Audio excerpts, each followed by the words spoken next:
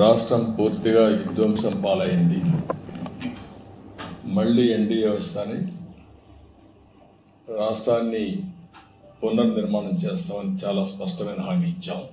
వచ్చిన తర్వాత నేను ఒక సంవత్సరం రేపటికి 12వ తారీఖు నెక్స్ట్ మంత్కి 1 year అవుతుంది. 1 yearలో అన్ని ప్రయత్నాలు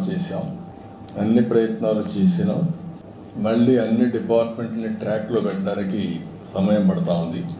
ఈరోజు మనం ఒకసారి చూస్తే 1-2 కాదు, ఎవ్రీ డిపార్ట్మెంట్ డీఫంక్షన్ అయింది, లేకపోతే డీరైల్ చేశారు, ఇర్రిపేరబుల్ డ్యామేజ్ చేసి వదిలిపెట్టారు. ఎక్కడ కూడా నేను ఎప్పుడు చూడలేదు. 4th time ఈవెన్ చాలాసార్లు నేను చెప్పాను, ఎప్పుడు చూడనటువంటి విధ్వంసం జరిగింది. అయితే వేరే మార్గం లేదు, దీన్ని మళ్ళీ ట్రాక్ మీద పెట్టి రీబిల్డ్ చేయడం తప్ప వేరే మార్గం లేదు. దానికోసమే ఫైనాన్షియల్గా అయితే ఏమాత్రం కూడా వెసులుబాటు లేనితనం తెచ్చారు. ఒక పక్క బకాయిలు దగ్గర 1,20,000 కోట్లు బిల్లు మాత్రం 9,94,000 కోట్ల రూపాయలు లయబిలిటీస్ కానీ పేమెంట్స్ డ్యూ పెట్టింది కానీ డెట్ కానీ చేసే పరిస్థితికి వచ్చారు. అయితే ఈరోజు ప్రజలు దానికి కావాల్సిన విధంగా పనిష్ చేశారు. మాకు స్పష్టమైన మెజారిటీ, చరిత్రలో ఎప్పుడూ జరిగినటువంటి విధ్వంసం జరిగింది. అదే సమయంలో ప్రజలు కూడా ఎప్పుడూ ఈయనటువంటి విజయాన్ని కూడా విక్టరీ ఇచ్చారు. 93% స్ట్రైక్ రేట్, ఎవరు ఊహించినటువంటి విజయం ఇది. అయితే ఈరోజు మేము కూడా ఎంత తొందరలో రెక్టిఫై చేయగలిగే ప్రయత్నం చేస్తున్నాం. ఒక పక్క అమరావతి, ఒక పక్క పోలవరం, ఇంకొక పక్క విశాఖపట్నం స్టీల్ ప్లాంట్ని ఒక ప్యాకేజ్ తీసి మళ్ళా రివైవ్ చేయడం, విశాఖపట్నం రైల్వే జోన్, ఇండస్ట్రీస్ కూడా డొమెస్టిక్ ఇన్వెస్ట్మెంట్ ఈ సంవత్సరంలో హైయెస్ట్ ఆంధ్రప్రదేశ్ రావడం, ఇవన్నీ కూడా చేసుకుంటున్నాయి. ఈరోజు నేను ఇక్కడికి వచ్చినప్పుడు 5-6 మంది మంత్రుల్ని 7 మంది మంత్రులు కలుస్తున్నాను. ఒకటి Prahlad Joshini కలిచాము. Andhra Pradesh integrated clean energy policy ఒకటి తీసుకొచ్చాము. ఈ పాలసీ ప్రకారం 72 గిగావాట్ల పవర్ని గ్రీన్ ఎనర్జీ ఉత్పత్తి చేస్తామని చాలా స్పష్టమైన హామీ ఇచ్చాము. ఒరిజినల్గా అయితే 160 గిగావాట్లు ఉత్పత్తి చేయాలని, దేశం మొత్తం 500 గిగావాట్ల non fossil fuel based energy capacity తయారు చేయాలని ఒక లక్ష్యంగా పెట్టుకున్నారు. ఆ లక్ష్యాన్ని మేజర్ చంక్ ఆంధ్రప్రదేశ్లో వచ్చేట్టుగా మేము ఒక ప్రోగ్రాం పెట్టుకొని ముందుకు పోతున్నాం. దీంట్లో వారిని కోరింది ఈరోజు మేజర్గా 28,346 కోట్ల రూపాయలు green energy corridor transmission lines అడిగాం. ఇది చాలా అవసరం. ఎనర్జీని ఉత్పత్తి చేయడమే కాకుండా దాన్ని ట్రాన్స్మిషన్ కూడా చేయాల్సిన అవసరం ఉంది. దానికి ఒప్పుకున్నారు, చేస్తామని చెప్పి హామీ ఇచ్చారు. రాయలసీమలో 11 గిగావాట్ సోలార్ పవర్ని ట్రాన్స్మిట్ చేయాల్సిన అవసరం ఉంది. పంప్డ్ ఎనర్జీ కూడా ఒక 7,370 మెగావాట్లని ఇది చేయాల్సిన అవసరం ఉంది. ఈ రెండింటి కూడా వారికి చెప్పిన తర్వాత దాన్ని పాజిటివ్గా తీసుకొని చేస్తా అన్నారు. అదే సమయంలో ఏదైతే సోలార్ రూఫ్ టాప్ సూర్యగారు, ఈ కార్యక్రమం కింద ఒక 30 లక్షల కుటుంబాలకి కరెంట్ ఇవ్వాలనుకుంటున్నాం. దాన్ని కూడా క్లియరెన్స్ ఇవ్వమని చెప్పి అడిగాను. ఇది డిమాండ్ డ్రివన్ ప్రోగ్రామ్ కాబట్టి మీరు ఎంత చేసి అంత ఇస్తామని చెప్పారు. దాని ప్రకారం మ్యాక్సిమం వెళ్తున్నాం. ఇది కూడా క్లియర్ చేయడం జరిగింది. అందుకే కాన్స్టిట్యున్సీకి మినిమం 10,000 రూఫ్ టాప్ సూర్యగారి కింద ముందుకు పోతున్నాం. ఇది కూడా వార్ ఫుటింగ్లో, ఎస్పెషలీ వీకర్ సెక్షన్స్కి SC ST ఫ్రీగా ఇస్తాం. గవర్నమెంట్ ఆఫ్ ఇండియా ఇచ్చేదే కాకుండా బీసీలకు అదనంగా ఒక 20,000 రూపాయలు అదనంగా ఇస్తాం. దీన్ని పెద్ద ఎత్తున టేకప్ చేశాం. ఇంకొక పక్కన సబ్స్టేషన్ ఫీడర్ లెవెల్లో కుసుమ్ కింద 2,000 మెగావాట్లు ఉత్పత్తి చేయడానికి అనుమతించారు. అది కూడా శాంక్షన్ చేశారు. దాన్ని కూడా తీసుకొని ముందుకు పోతాం. దీంతో ఆంధ్రప్రదేశ్ గ్రీన్ ఎనర్జీ హబ్గా తయారవుతుంది. రాయలసీమలో అడ్వాంటేజ్ ఉంది. ఒక పక్క సోలార్ ఎనర్జీ, ఇంకొక పక్కన ఏదైతే విండ్ ఎనర్జీ, మూడోది పంప్డ్ ఎనర్జీ. ఈ మూడు కలిపి బ్యాటరీ కూడా పెట్టుకోగలిగితే 24/7 పవర్ వచ్చే పరిస్థితి వస్తుంది. ఏదైతే ఈ వ్యవస్థని పూర్తిగా నిర్వీర్యం చేశారు, ఈరోజు కాస్ట్ తగ్గించే దిశగా వినియోగదారుడికి బెనిఫిట్ అయ్యే విధంగా అదే మరి అల్టిమేట్గా ఆంధ్రప్రదేశ్ గ్రీన్ ఎనర్జీ హబ్గా డౌన్ స్ట్రీమ్ ఇండస్ట్రీస్కి ముందుకు పోతున్నాం. రాయలసీమ అయితే గ్రీన్ ఎనర్జీ ఉత్పత్తి చేయడం మనకు వస్తుంది. అదే మరి కోస్టల్లో ఏవైతే పోర్ట్స్ ఆధారంగా చేసుకొని ఎక్కడికక్కడ గ్రీన్ హైడ్రోజన్, అమోనియా ఇవన్నీ ఎక్స్పోర్ట్ చేయడానికి అవకాశం ఉంది. ఆ కార్యక్రమంలో ముందుకు పోతున్నాం. అదే సమయంలో రెండోది రాజ్నాథ్ సింగ్ గారిని కలిశాను. వారిని మనస్ఫూర్తిగా అభినందించారు. సింధూర్ ఆపరేషన్ గ్రాండ్ సక్సెస్ చేశారు, చాలా ఎఫెక్టివ్గా చేశారు, దానికి అభినందించాను. అదే సమయంలో డిఫెన్స్ కూడా చాలా బాగా చేశారు. దేశం అంతా కూడా మన డిఫెన్స్ పట్ల ఒక నమ్మకం కలిగింది, ఆత్మవిశ్వాసం పెరిగింది, గౌరవం పెంచుకునే పరిస్థితికి వచ్చారు. దానికి అప్రిషియేట్ చేస్తున్నాయి. రాష్ట్రానికి సంబంధించిన కొన్ని డిమాండ్స్ ఉంటే అవన్నీ పెట్టాను. దగ్గర ఒక 4 ఇంపార్టెంట్ ప్లేసెస్, ఇవన్నీ డిఫెన్స్ మ్యానుఫ్యాక్చర్ హబ్స్ కింద. ఒకటి జగ్గయ్యపేట డోనకొండ క్లస్టర్, ఒక 6,000 ఎకరాలు ఇక్కడ ఉంది. ఇక్కడ మేజర్ వాళ్ళు అడిగింది missile and ammunition production centre కింద దీన్ని క్రియేట్ చేయమని చెప్పి రిక్వెస్ట్ చేశాను. దానికి కూడా వారు సానుకూలంగా ఉన్నారు. రెండోది లేపాక్షి మడకసిర, ఇక్కడ ఒక 10,000 ఎకరాలు ఉంది. Military and civil air crafts కానీ ఎలక్ట్రానిక్స్ మ్యానుఫ్యాక్చరింగ్, అదే మరి ఇంకొక పక్కన ఒక ఏరోస్పేస్ ఎకో సిస్టమ్ క్రియేట్ చేయాలని చెప్పి కోరాను. దానికి కూడా ఆయన సుముఖంగా ఉన్నారు. అదే మరి విశాఖపట్నం అనకాపల్లి క్లస్టర్, ఈ ఏరియాలో మనం చూస్తే naval equipment production, weapon testing, అదే మరి లీవరేజింగ్ స్ట్రాంగ్ మ్యారిటైమ్ ప్రజెన్స్ ఉంది కాబట్టి ఈస్టర్న్ నేవల్ కమాండ్ కూడా ఉంది. ఇవన్నీ ఆధారంగా తీసుకొని అక్కడ బేస్ చేసుకొని ఇవన్నీ ప్రొడక్షన్ కోసం ముందుకు రమ్మని కోరాం. అదే మరి కర్నూలు ఓరవకల్ 4,000 ఎకరాలు ఇవ్వడానికి సిద్ధంగా ఉన్నాం. ఇక్కడ military drones, robotics, advance defence కాంపోనెంట్స్ని మ్యానుఫ్యాక్చర్ చేయాలని చెప్పి కోరాను. ఇక్కడుండే డిఫెన్స్ పిఎస్యూస్ని యాక్టివేట్ చేసి ఆంధ్రప్రదేశ్లో కూడా కొన్ని క్లస్టర్స్ తయారు చేయని చెప్పి కోరడం జరిగింది. ఇది కాకుండా ఇంకొక పక్కన తిరుపతి ఐఐటిలో DRDO industry academy centre of excellence పెట్టమని కోరాను. దానికి కూడా ముందుకు వస్తున్నారు. Common storage policy for ammunition, అదే మరిగా లైసెన్స్ అథారిటీస్ కావాల్సినటువంటి స్టోరేజ్ కానీ టెస్టింగ్ కానీ ఇవన్నీ కామన్ ఇన్ఫ్రాస్ట్రక్చర్ క్రియేట్ చేయమన్నాం. అది కూడా చేస్తూ ఉన్నారు. ఇంకొక పక్కన పెద్ద ఎత్తున ఏరోస్పేస్ మ్యానుఫ్యాక్చరింగ్ అండ్ ఎంఆర్ఓ కూడా క్రియేట్ చేయమని చెప్పి రిక్వెస్ట్ చేశాం. ఇక్కడ మెయిన్గా ఆంధ్రప్రదేశ్లో రాయలసీమ ప్రాంతంలో Lepakshi to Orvakal high tech industries చేయడానికి అవకాశం ఉంది. ఒక పక్క aerospace, civil and also military aircrafts, అదే సమయంలో అదర్ ఎకో సిస్టమ్ డ్రోన్స్ కానీ ఇవన్నీ తయారు చేయడానికి అవకాశం ఉంటుంది. ఇంకొక పక్కన ఈరోజు యాపిల్ మీటింగ్ కూడా పెట్టుకున్నాం. అందరూ కూడా వచ్చారు, మ్యానుఫ్యాక్చరర్స్ అందరూ వచ్చారు.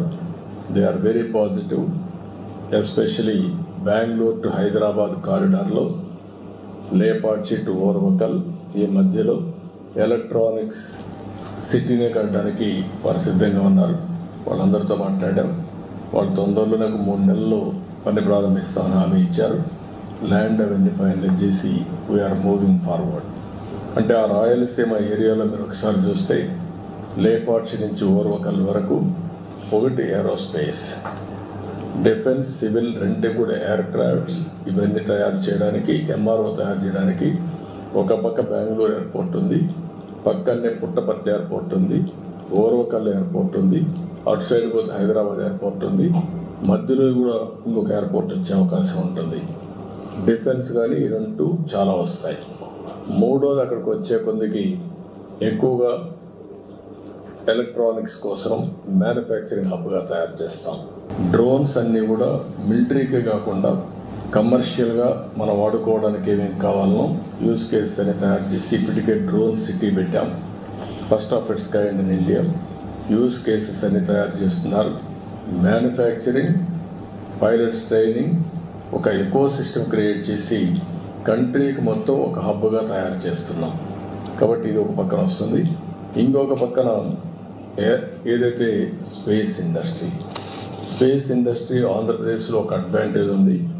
ఆ అడ్వాంటేజ్ కూడా మీరు ఒకసారి చూస్తే శ్రీహరికోట లాంచింగ్ ప్యాడ్ ఉంది. దేశంలో ఎక్కడ లేని ఇన్ఫ్రాస్ట్రక్చర్ ఉంది. దాన్ని అవకాశంగా తీసుకొని ఆ ఏరియాలో ఒక 2000 ఎకరాల్లో ఒక క్లస్టర్ ఒకటి ఏర్పాటు చేసి, ఒక సిటీ ఏర్పాటు చేసి, ప్రైవేట్ సెటిలైట్స్ లాంచింగ్ అంతా అక్కడ మ్యానుఫ్యాక్చరింగ్, లాంచింగ్ రెంట్ కూడా పోతున్నాం బై యూజింగ్ శ్రీహరికోట. దాన్ని కూడా నేను రిక్వెస్ట్ చేశాను, అది కూడా వర్కౌట్ చేస్తున్నాను. అంటే ఇవన్నీ వస్తే రాయలసీమలో హైటెక్ ఇండస్ట్రీ పెద్ద ఎత్తున వస్తుంది, ఒక హబ్గా తయారవుతుంది, దేశానికి ఒక తలమానికంగా తయారయ్యే అవకాశం వస్తుంది. ఎలక్ట్రానిక్ సిటీ వాళ్ళు కూడా ఎలక్ట్రానిక్ సిటీ వాళ్ళు కూడా మేజర్ కన్సార్టియంలో ఉంటారు. యాపిల్ ఆల్ మ్యానుఫ్యాక్చరర్స్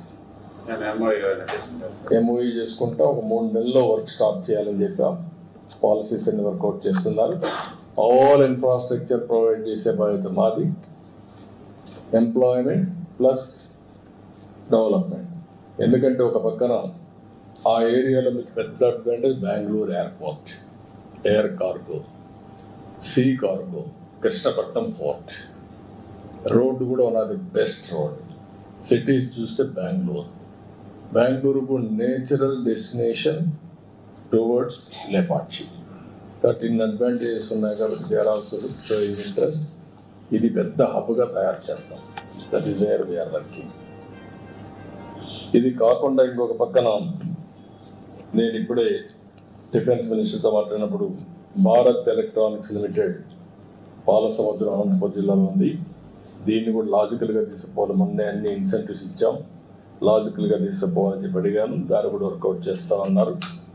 ఇంకొక పక్కన యుఏటిఎన్ఎల్, అదే మరిగా మిథాని అండ్ నాల్కో, వీళ్ళందరూ కూడా 60,000 TPA high end aluminium alloys production plant నెల్లూరులో ఉంది. దానికి కూడా అన్ని క్లియరెన్స్ ఇచ్చాం. దాన్ని తొందరలో అమలు చేయమని చెప్పి రిక్వెస్ట్ చేశాను.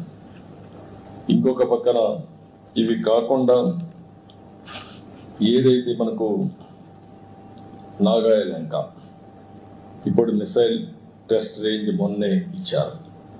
అంత మునిపే మిసైల్ టెస్ట్ రేంజ్ ఫెసిలిటీస్ సూర్యలంకలో వచ్చాయి. ఈ 2 వచ్చిన తర్వాత డోనకొండ ఎయిర్ స్పేస్ తయారు చేయడానికి ఎయిర్ ఫోర్స్ని IAF అని తీసుకోమని అక్కడ డెవలప్ చేయమని కోరాం. ఒక స్ట్రాటజిక్ లొకేషన్గా తయారవుతుంది. దీన్ని కూడా ఆయన కోరడం జరిగింది. దానికి కూడా ముందుకు వచ్చే పరిస్థితికి వస్తా తొందరగా చేస్తూ ఉంటున్నారు. విశాఖపట్నం కూడా మీరు చూస్తే naval equipment and weapons testing facility పెట్టమని, ఏదైతే ఈస్టర్న్ నేవల్ కమాండ్ ఉంది కాబట్టి అక్కడ national advanced of sure base పెట్టుకొని ఇవన్నీ డెవలప్ చేయమన్నాం. దీనికి కూడా ముందుకు వస్తామని చెప్పారు. అంటే మొత్తం ఇంకొక పక్కన ఆంధ్రప్రదేశ్లో ఆర్మీ కంటోన్మెంట్ లేదు. Very interesting. ఉండేవి తెలంగాణకు వచ్చాయి, తమిళనాడుకు వచ్చాయి, కర్ణాటకకు వచ్చాయి. ఆంధ్రప్రదేశ్లో మాత్రం ఎలాంటి మిలిటరీ కంటోన్మెంట్ లేని పరిస్థితి వచ్చింది. ఆంధ్రప్రదేశ్లో కావాలి, అది కూడా చెప్పాను, వర్కౌట్ చేస్తా ఉన్నారు. It will come. ఇవి కాకుండా ఈరోజు నేను కలిసింది సిఆర్ పార్టీని కలిశాను. యాజ్ యూజువల్ పోలవరం రిపోర్ట్ చేశాను. ఫాస్ట్ ట్రాక్లో పోలవరం ముందుకెళ్తా ఉంది. 2027కి పూర్తి చేయడానికి అన్ని విధాలు దాన్ని తీసుకెళ్తున్నాం. వీలైతే 2027 మార్చికే చేయాలని కూడా ఒక ఆలోచన చేస్తున్నాం. ఎక్కడ కూడా స్పీడ్లో కానీ లేకపోతే క్వాలిటీలో కాంప్రమైజ్ లేదు. ఇంటర్నేషనల్ కన్సల్టెంట్స్ ఉన్నారు. CWC ఓవరాల్ సూపర్విజన్ పెట్టారు. Ministry of water resource minister అయితే 2 monthsకి ఒకసారి రివ్యూ చేసుకుంటున్నారు. అల్టిమేట్గా ఎక్కడ రాజీ పడకుండా క్వాలిటీ కింద ముందుకు పోతున్నాం. ఎలాంటి రాజీ పడకుండా ఓవర్ ల్యాపింగ్, ఓసారి క్వాలిటీ కాంప్రమైజ్ కాకుండా టైం కావాలంటే తీసుకుని కంటిన్యూగా ప్లానింగ్ చేసి ఎంత తొందరగా అయితే తొందరలో పోలవరం పూర్తి చేసి జాతికి అంకితం చేస్తాం. పోలవరం మీ అందరికీ తెలుసు, ఒక డ్రీమ్ ప్రాజెక్ట్. తెలుగు జాతికి ఇది ఒక పెద్ద వరం. అలాంటి ప్రాజెక్ట్ని డయాఫామ్ వాల్ మొత్తం గోదావరిలో కలిపేసి ఈరోజు మళ్ళీ వేరే డయాఫామ్ వాల్ 400 కోట్లతో చేసిన దాన్ని ఈరోజు దగ్గర 980 కోట్లు ఖర్చు పెట్టే పరిస్థితికి వచ్చాం. డబల్ది, మోర్ దెన్ డబల్ మళ్ళా ఖర్చు పెట్టి ప్యారలల్ డయాఫామ్ వాల్ కట్టే పరిస్థితికి వచ్చాం. కాస్ట్ కూడా పెరిగింది. అయితే ఓసారి ప్రజాస్వామ్యం హెవీ ప్రైస్ కూడా పే చేస్తుంది, అదే జరిగింది. ఏదైనా కూడా ప్రాజెక్ట్ని ఏమాత్రం నిర్లక్ష్యం చేయకుండా పూర్తి చేస్తున్నాం. It is going on war footing. తప్పకుండా 2027 పూర్తి చేసి జాతికి అంకితం చేస్తాం. As per the schedule, even ahead of the schedule. Water level కూడా phase 1 పూర్తి అవుతానే. అది మనకు బైఫర్కేషన్ యాక్ట్లో పెట్టినటువంటి ప్రొవిజన్. అది పూర్తి స్థాయి నీళ్లు పెట్టాలి. దానికి రీహాబిలిటేషన్ అంతా గవర్నమెంట్ ఆఫ్ ఇండియా ఇవ్వాలి. దాన్ని కూడా గవర్నమెంట్ ఆఫ్ ఇండియా వర్కౌట్ చేసుకుంటాం. ఇక్కడికి వచ్చినప్పుడు మళ్ళీ పోలవరం బనకచెర్ల ఒక ప్రాజెక్ట్. దీన్ని ఎక్కడికక్కడ వర్కౌట్ చేస్తున్నాం. ఇందులో కూడా ఎందుకంటే గవర్నమెంట్ ఆఫ్ ఇండియా మొత్తం చేయమంటే అన్ని రాష్ట్రాలు ఉన్నాయి కాబట్టి చేస్తారని వాళ్ళు ఒకరే చేయలేరు. కాబట్టి మేము అడిగింది government of Andhra Pradesh, government of India HAM మోడల్లో ముగ్గురం కలిసి చేద్దాం. ఇది పెద్ద ప్రాజెక్ట్కి 80,000 కోట్లు అవుతుంది. 200 TMCF నీళ్లు డైవర్ట్ చేయాలని, గోదావరి నుంచి నేరుగా బనకచెర్లకు 200 TMC నీళ్లు తీసుకుపోగలిగితే ఇది క్లీన్ చేంజర్. ఇందులో 3 బిట్లు ఉంటాయి. ఒకటి first Godavari Krishna, 2 Krishna to Nagarjunasagar right main canal. అక్కడ రిజర్వాయర్ కూడా వస్తుంది, గొల్లాపల్లి రిజర్వాయర్ వస్తుంది. అక్కడి నుంచి వెలుగొండ కూడా నీళ్ళు వెళ్ళే పరిస్థితి వస్తుంది గ్రావిటీతో. థర్డ్ బిట్ గొల్లాపల్లి నుంచి నాగార్జునసాగర్ రైట్ మెయిన్ కెనాల్ నుంచి Banakacherla. That is the gate వే.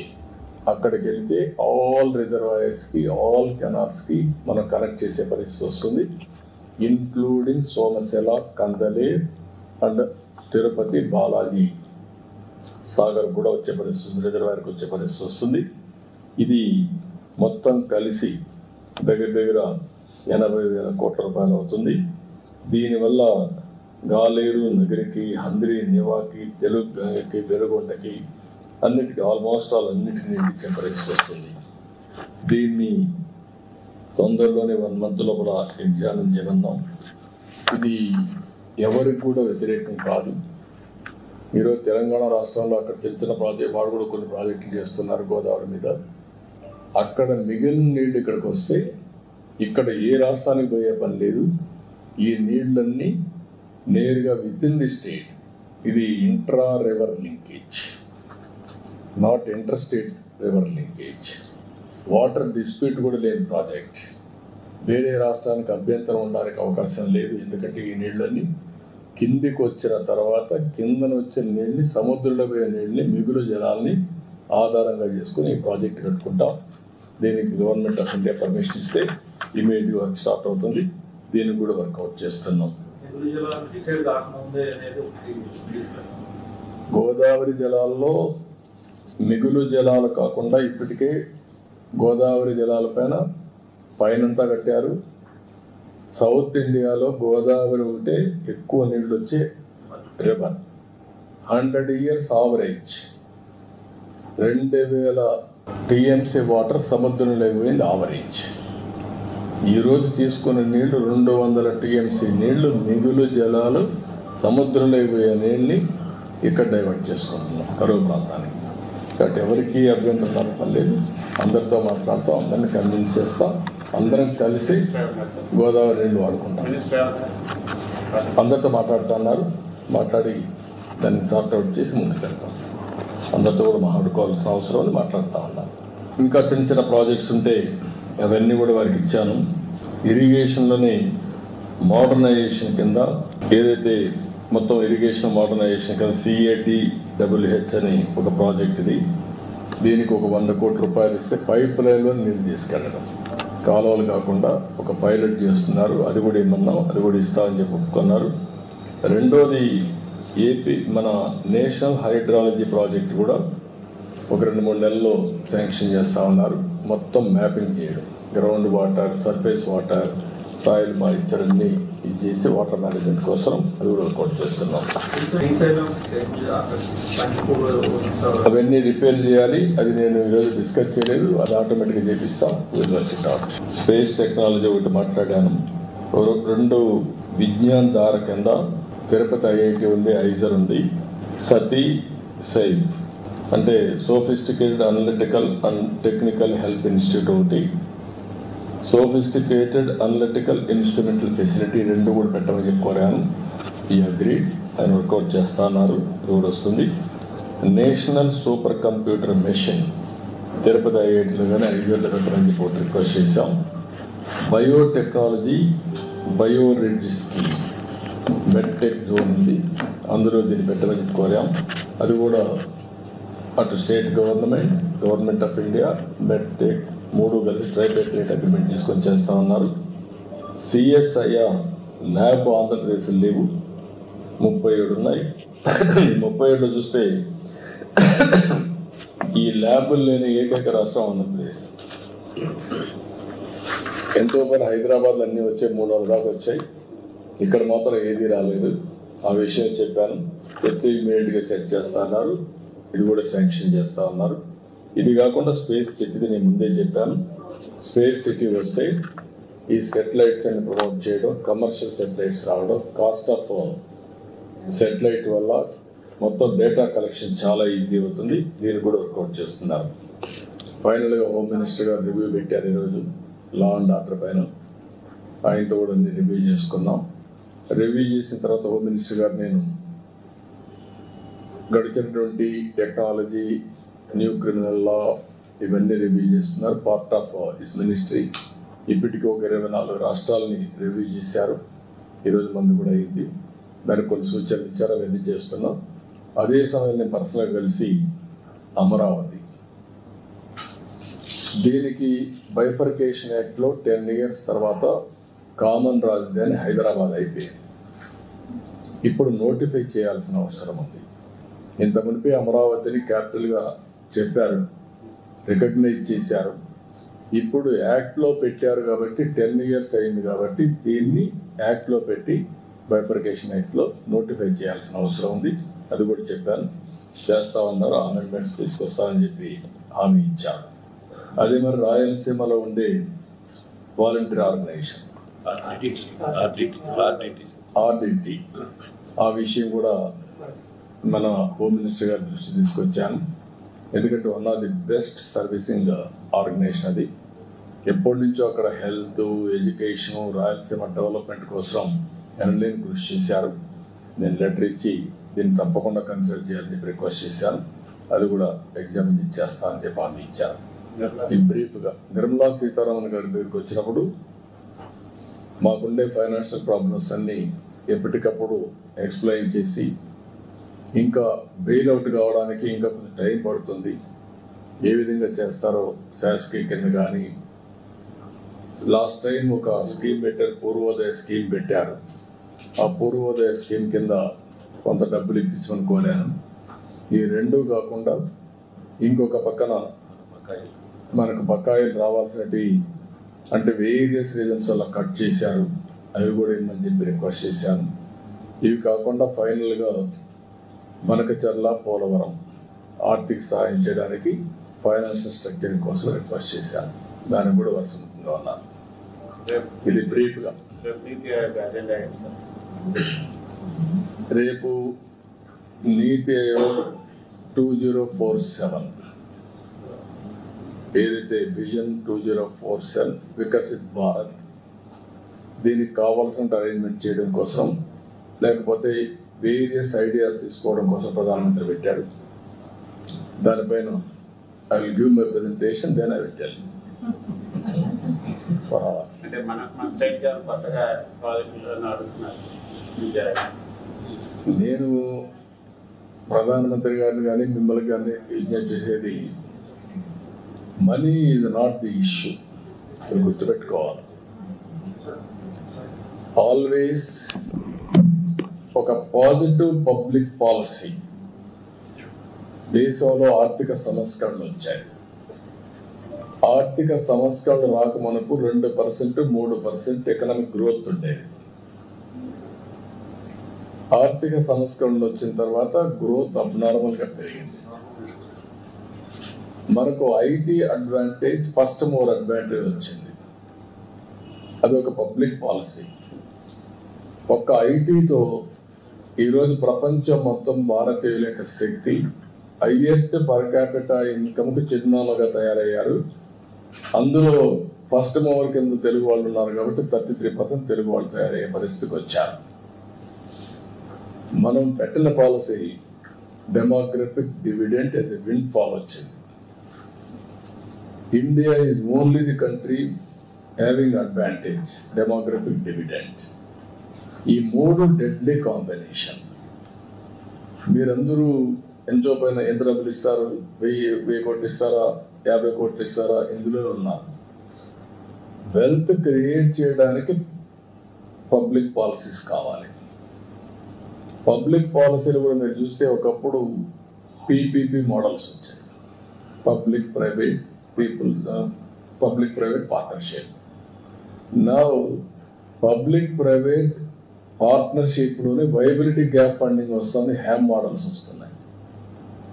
మనం గుర్తుపెట్టుకోవాలి, ఒక పక్క వెల్ఫేర్ ఇస్తున్నాయి, ఇంకొక పక్కన ఏ విధంగా అభివృద్ధికి ఎలాంటి అడ్డంకులు లేకుండా ఏ విధంగా ఫైనాన్షియల్ సపోర్ట్ మొబిలైజ్ చేయాలి, మాస్టర్ చేయాలి, అది ఇంపార్టెంట్.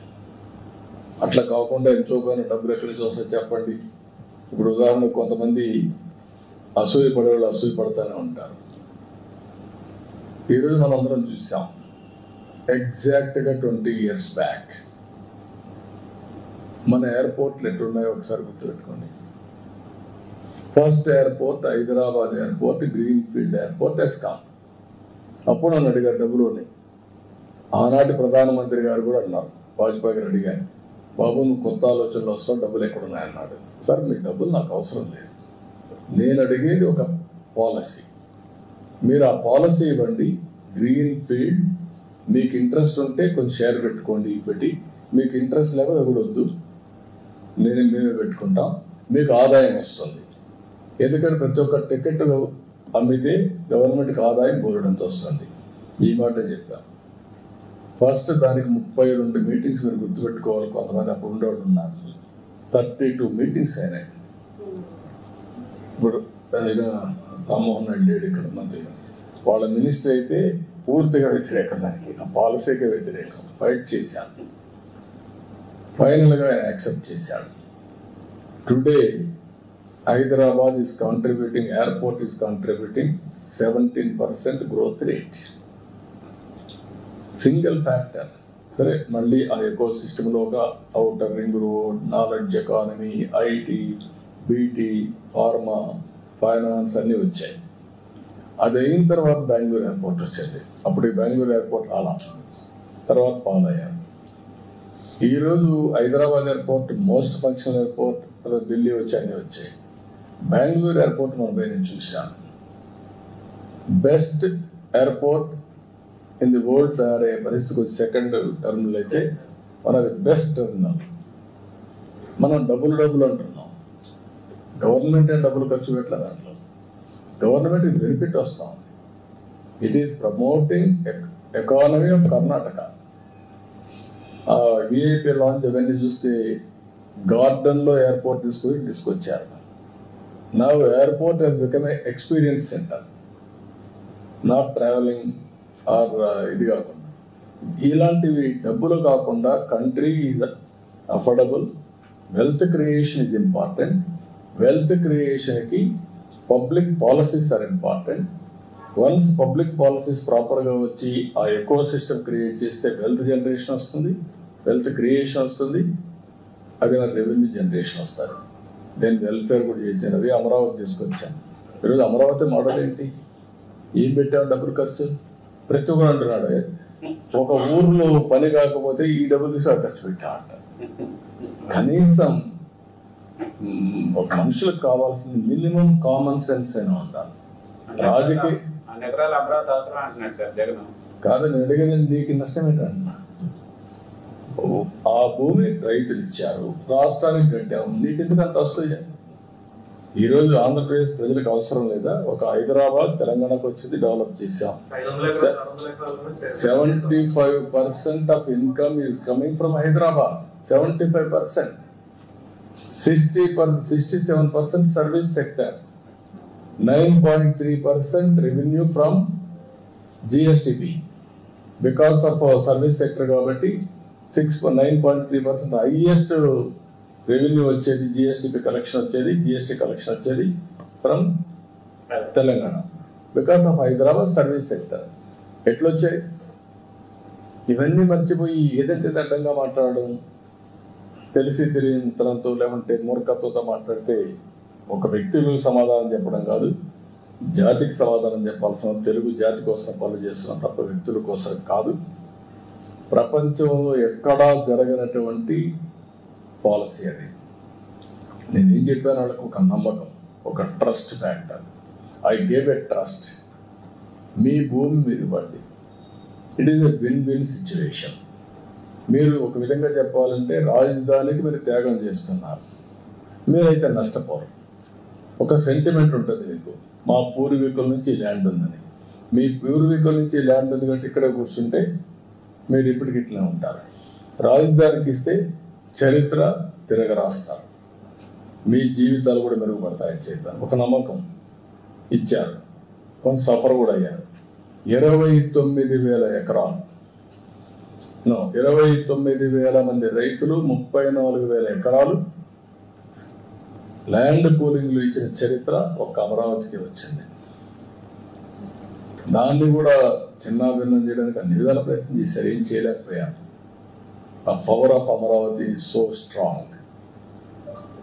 ఇప్పుడు నిన్న నేను చూసింది, అక్కడ హైదరాబాద్, బెంగళూరు లాంటి ఎయిర్పోర్ట్ ఇంకా బెటర్ ఎయిర్పోర్ట్ ఇక్కడ రావాలి. మనం డబ్బులు పెట్టడం లేదు, వాళ్ళే కడతారు. వాళ్ళు కడితే మనకు రెవెన్యూ వస్తుంది, అమరావతిలో ఇంటర్నేషనల్ ఎయిర్పోర్ట్ వస్తుంది, రావాలి. కాకపోతే డెవలప్ అవుతే ఎట్లా అంటే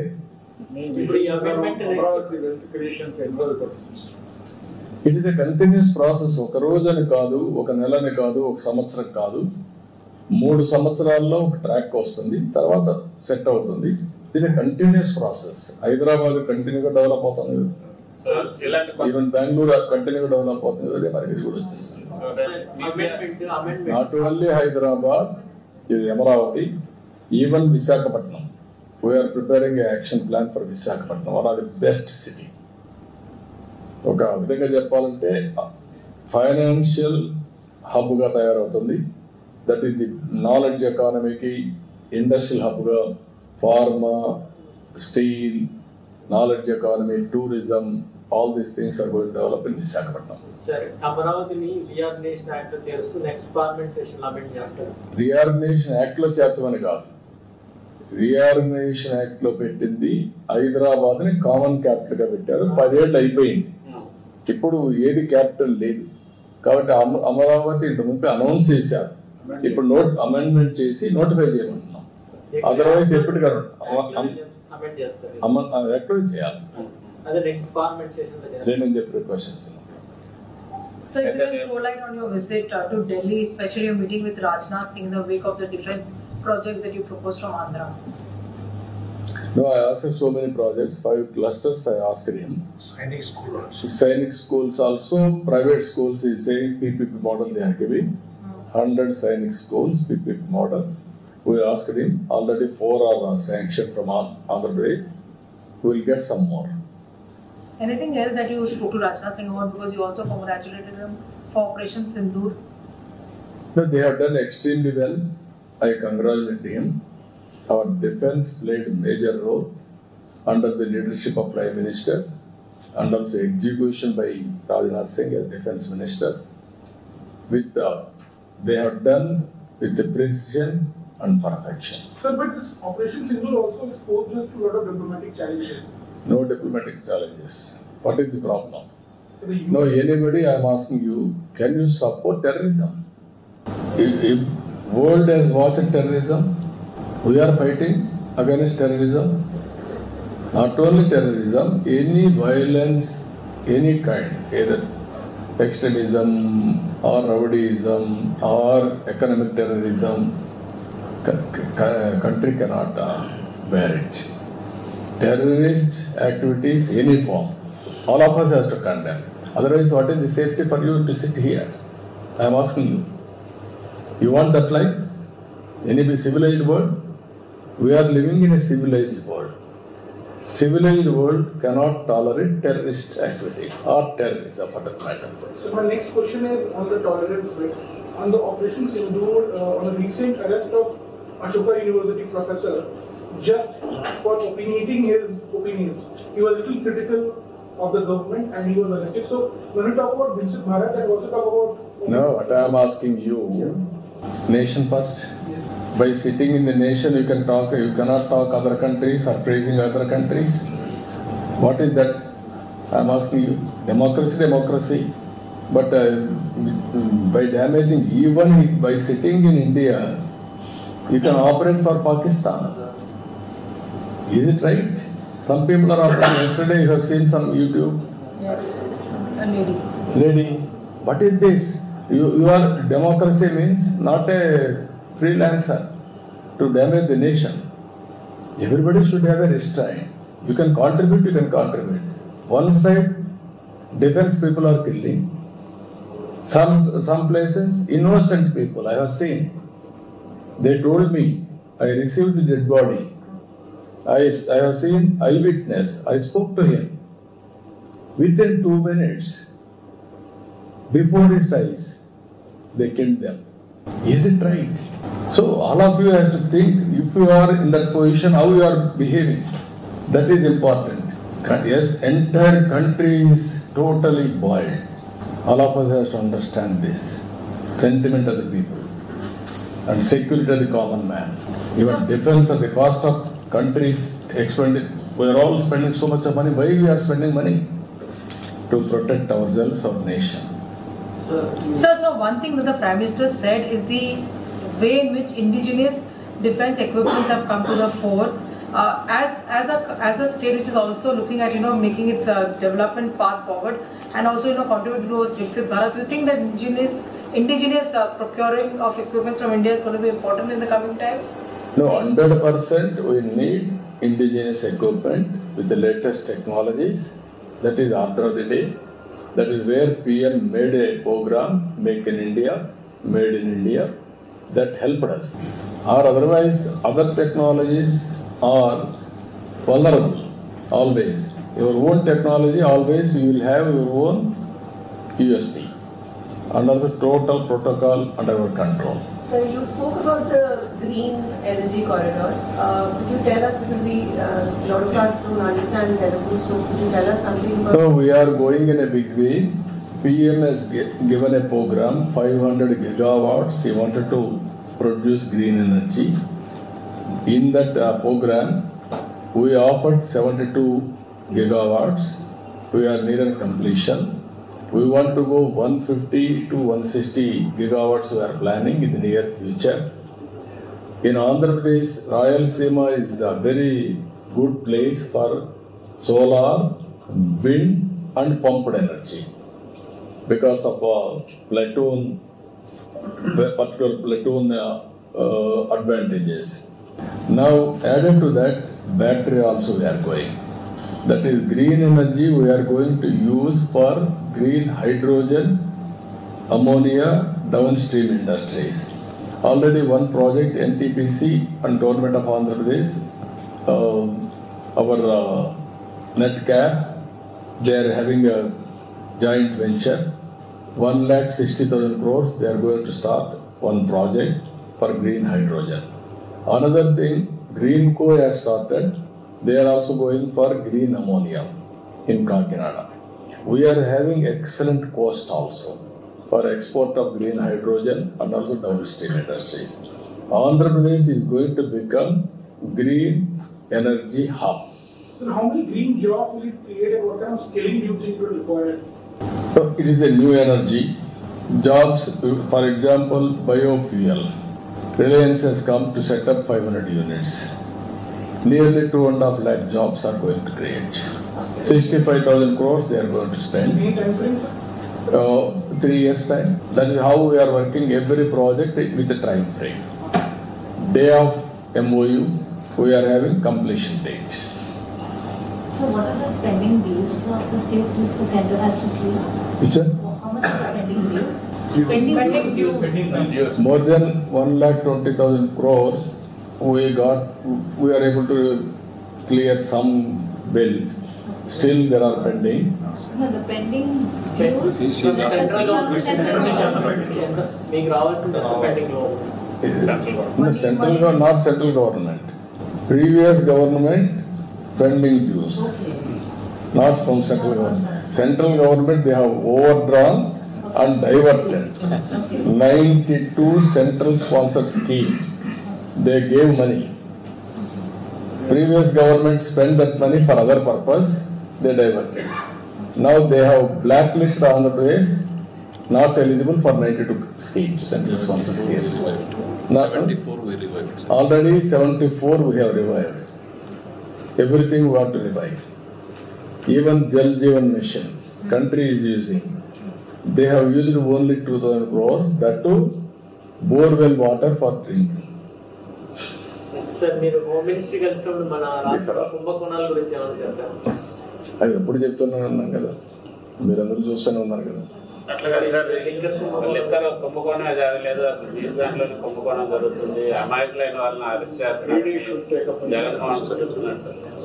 నేను ఆ విషయాలు మాట్లాడదలుచుకోలేదు. Investigation is going on. Investigation will decide, will establish. Need not. Sir, your comment on the first phase will get over, sir. No, total project almost all will be over, and also from there onwards, only submergence area, land acquisition, all those things will be pending. So you talked about Telangana. The Chief Minister of Telangana has been named in the ED charge sheet of donating lakhs of money in the National Herald case. Revant Reddy, also the Deputy Chief Minister D.K. Shiv Kumar of Karnataka, has been named by the Enforcement Directorate of donating money in the National Herald case. Your comments? When? Today, sir. According to you. No, without knowing information, I cannot comment. Sir, the Congress party, especially Rahul Gandhi, has been tweeting some, they were questioning Operation Sindoor and the direction of the government, the armed forces. How do you cover it, sir, on this? Sir, I am very clear on that. Sindoor, nobody should criticize or attack. That is not correct approach. Operation Sindoor is an inevitable situation to protect ourselves. No provocation. They came to our land, they killed 27 innocent people. Then naturally you have to hit back to create confidence among our citizens. Or otherwise, what is going to happen for this nation? How to protect this nation? Why you are spending so much of money on defense? We are not going wars against others or other countries. Anybody will come. They will create problem. They will kill our people. It is our right to fight it out. That is very clear. All, irrespective of political parties, irrespective of individuals, society, intellectuals, everybody has to support. Then I am very clear. You also. You should not ask. You should condemn there itself. That is the spirit I want to build up this country. Otherwise, why should we work like this? Nation first, individuals next, agenda next. You have to keep in mind, all of you. Delhi liquor case 100 కోట్లు sir, AP liquor case 20 కోట్లు sir. అవన్నీ మీకు తొందరగా వస్తాయి కదా, నేను మాట్లాడేందుకు.